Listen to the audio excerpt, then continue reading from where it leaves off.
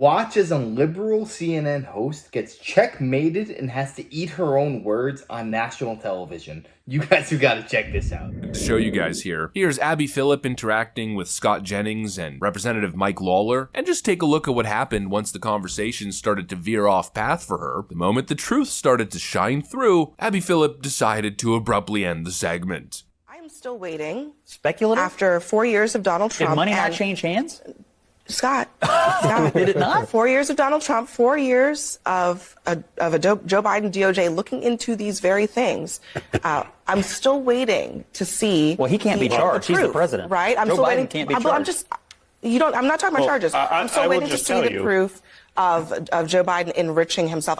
I take his brother and his son, perhaps. I'll give you but that is, the I think that is yet to direct materialize. line. Otherwise, I'll give you the your direct colleague, line. James Comer, could have produced the evidence, and he didn't. He did. A Chinese company transferred money to a shell company owned by Hunter and Jim Biden that then transferred money directly to Jim and Sarah Biden's shell company that then transferred the money to Jim and Sarah's personal account, who then immediately wrote a check for $40,000 to Joe Biden. So to say that there was no evidence, to say there was no evidence is not true.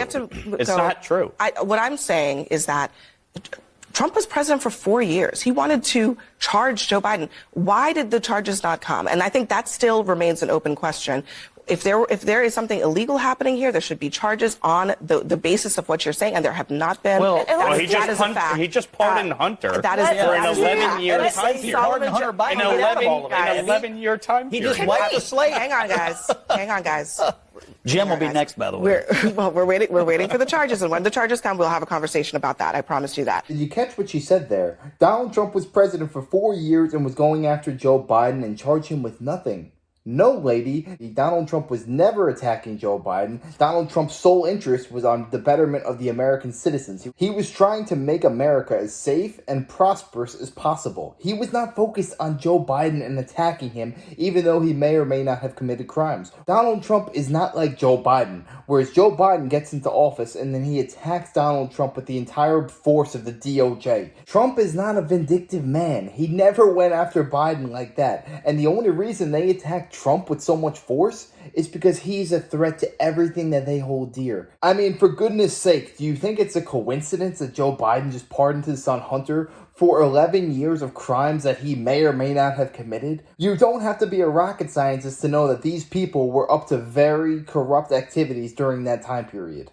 Evidence. Let's just start off with probably the best of all, because in my view, it's direct smoking gun evidence. Let's talk about Tony Bobulinski. You all remember what he said, right?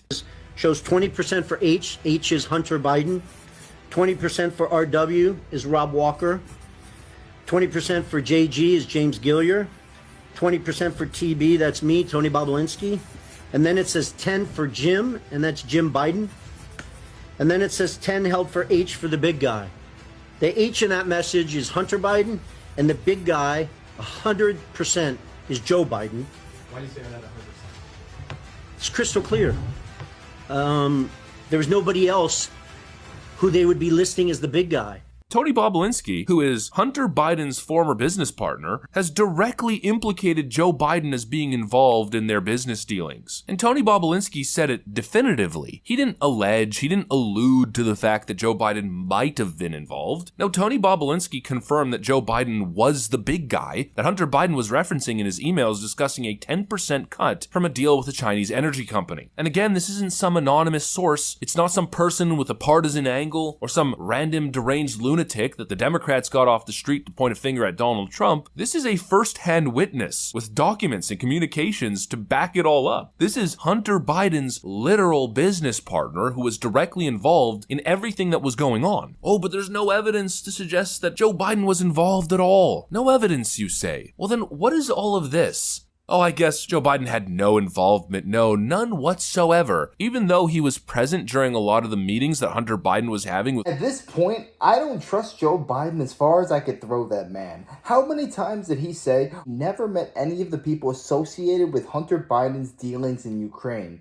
Yet there's photographic evidence of them playing golf together. They're going to put their right hand on the Bible, say one thing one day, and the exact opposite the next day. They cannot be trusted. Why is Hunter Biden a crackhead, somebody who has zero experience in the energy sector? Why is he given millions of dollars by Ukrainians, even though he has no knowledge or expertise in that subject matter? Do you think that you or I would be given that same opportunity? Absolutely not. He was only given that chance because he was the son of the Vice President Joe Biden at that time. You don't think there was a little bit of quid pro quo going on between Hunter and Joe and the Ukrainians? Give me a break. They are all about enriching themselves and selling out the American people. I mean, give me a freaking break. And really, that's just scratching the surface. We also have that infamous text message between Hunter Biden and an executive from CEFC, a Chinese energy company tied to the Communist Party, where Hunter Biden literally starts off with, "I am sitting here with my father, and we would like to understand why the commitment made has not been fulfilled. Tell the director that I would like to resolve this now before it gets out of hand, and now means tonight." And Z, if I get a call or a text from anybody involved in this other than you, Zhang, or the chairman,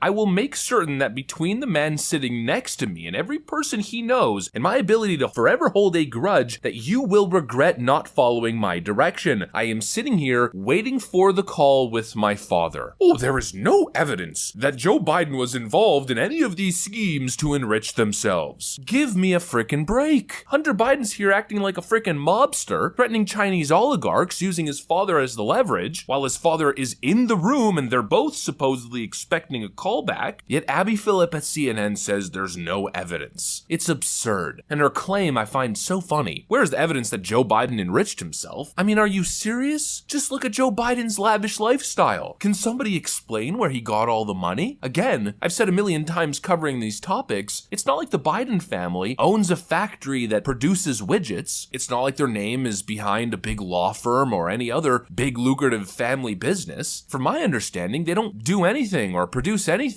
They just exist in government. Joe Biden has spent decades in public service earning a basic congressional salary. And so the question then is, how can he afford the multiple beachfront properties that he owns? How can he maintain this lifestyle that clearly doesn't match his reported income? And from what I remember, when Joe Biden initially took office, he released some of his tax filings and showed that he made $16 million in a single year. Again, where? How? And if that's passive income, maybe coming from assets and stocks, I mean, who knows? How did he attain that level of wealth? $16 million in a single year, doing what exactly? It's just all so frustrating, and really the most infuriating part of this is how the media gaslights the public into thinking that they're the crazy ones for even suggesting that there's merit to these claims. That's certainly what CNN's Abby Phillip is doing. She doesn't seem curious to have the conversation at all. In fact, she clearly shut down the conversation. I wonder why that is. But obviously the evidence is there, and it's substantial enough, I'd say, to justify at least a serious investigation. But they tell you you're crazy to even suggest that. And the thing is, it's not like it's only Joe Biden who's doing this. It seems like every politician in Washington, D.C. prior to Donald Trump was almost exactly like this. The Mitch McConnells, the Lindsey Grahams,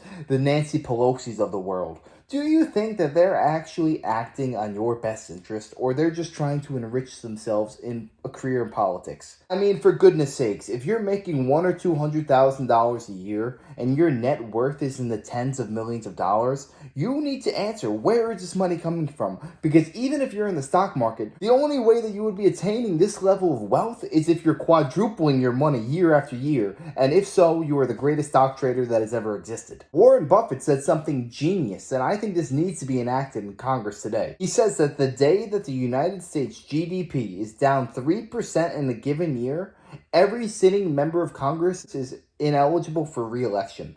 I think that's the only way you actually get these congressmen and women to actually act in our best interest. If their necks are on the line, you either improve everyday Americans' lives or you will be fired. You cannot continue being a politician if you continually sell out the American people. Joe Biden and every single corrupt politician needs to be held accountable. That is the only way to move forward as a country. It doesn't matter if you're Republican or you're Democrat. If you are selling out the American people, your head is on the chopping block. You need to be fired. You need to be expelled from Washington, D.C.